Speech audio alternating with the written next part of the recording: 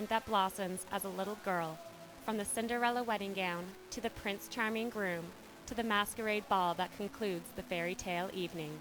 Those dreams for the perfect day have created a $4 billion wedding industry in Canada.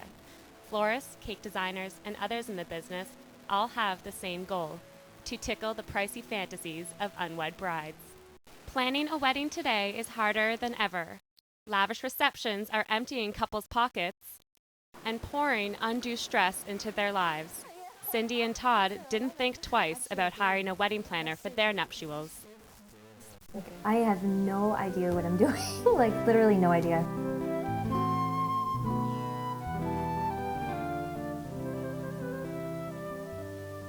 Before we decided on a wedding planner, I was Googling everything. Like I was a Google queen, and I was really, really overwhelmed. We had started out probably like most couples do, is they think, we can do a lot of this ourselves, and we'll make our own invitations or do whatever it is, And then once you really see the magnitude of what you're taking on here, and there's just so many things that you don't think of. Lynn Lee runs her own planning company called Weddings Unveiled. She says only 10% of engaged couples today choose to hire a planner.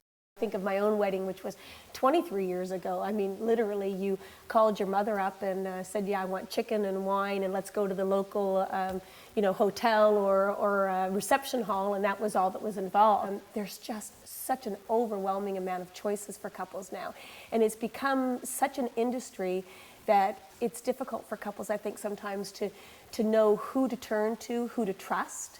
A long engagement gives you some flexibility for your planning. A little longer engagement, I think, works good. Yeah. So, from a relationship perspective, you get to being engaged is like obviously a different step.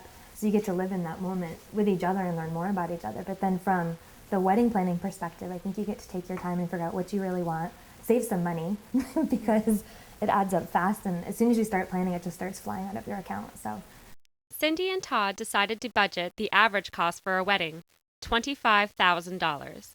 Other couples are planning within a more modest bracket. Our budget originally started at $7,000, and then going over prices of everything, we figured it more reasonable for $10,000.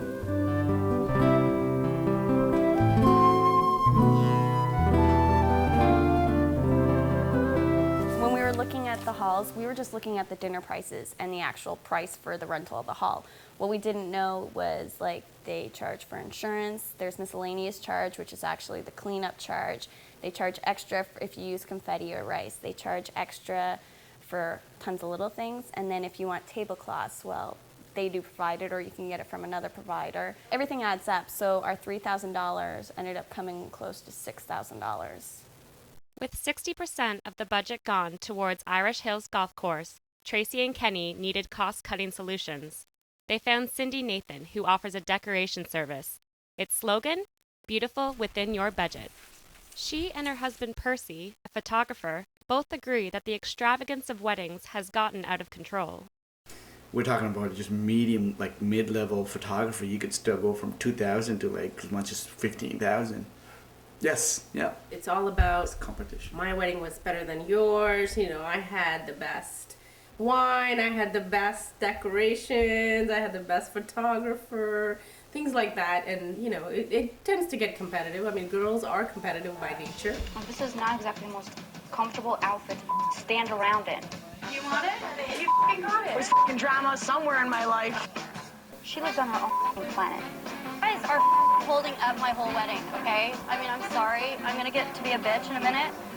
Bitch, you're on my veil. So what is driving this bridezilla culture? I find the big thing, and certainly as planners, is really personalizing the wedding.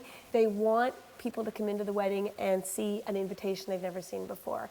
Favors, bonbonnieres that they've never seen before, decor that they've never seen before. So everybody's really trying to make it all about them and super unique. So huge pressure on the couples. The Canadian magazine Wedding Bells publishes an annual reader survey. It revealed that weddings in 2009 are costing more than in the previous 2 years. Among those costs, at least $1,000 is put towards a bridal gown. For floral decorations, over $800. Katie and Jordan found a less stressful way to say I do. I've told my friends that the way I did it, and they say, my mother would kill me.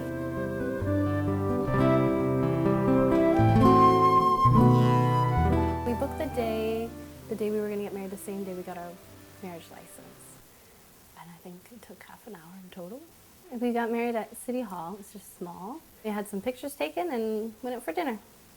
Went home and played cards. Had some cake. Yeah, had some cake. Katie and Jordan say the wedding is about a partnership, not a party. They go into marriage more for, the spectacle, the attention. Party. The party, yeah.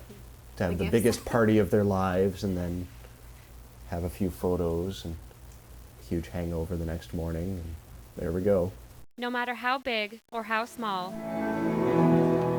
weddings still mark an important milestone and are a symbol of everlasting love. Meredith Healey, 25th Hour, Ottawa.